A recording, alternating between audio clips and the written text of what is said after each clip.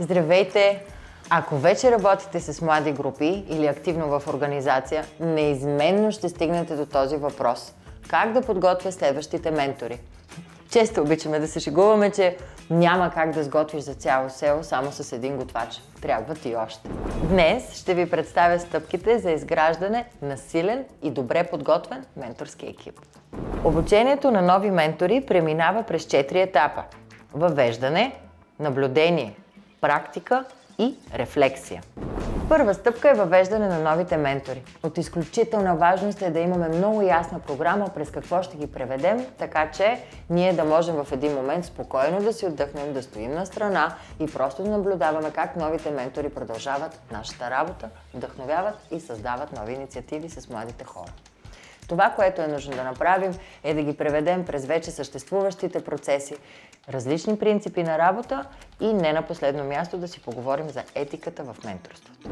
Въвеждането е нужно да бъде ясно и практично, насочено към реалната работа с младежи, а не само теоретичните лекции. Втората стъпка е наблюдение.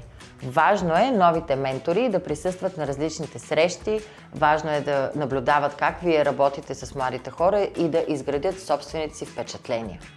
Нещо като няма как да караш колело, ако само учиш в YouTube и не си паднал 2 пъти.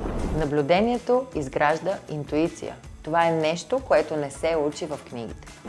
И защо е важно това? Защото е важно менторите да усетят груповата динамика на групата, с която ще работят. Третата стъпка е практиката. Дайте практически задачи в ръцете на новите ментори. Провокирайте ги.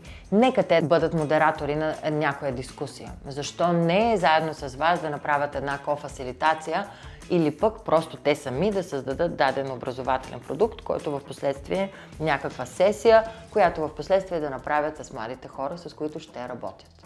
Постепенното поемане на отговорност изгражда увереност и реални умения.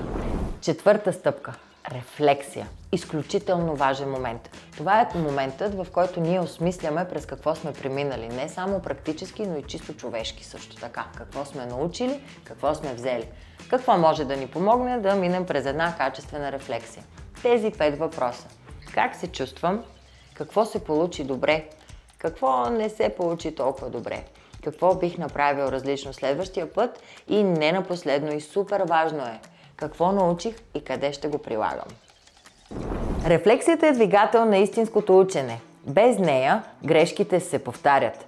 С нея те се превръщат в стъпала нагоре. И накрая, запомнете, менторството и обучаването на ментори, тези, които ще ви последват, това не е еднократно събитие. Това е жив и достатъчно дълъг процес.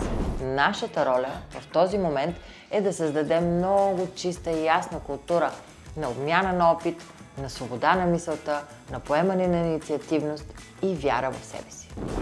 Представете си процеса като група опитни пътешественици.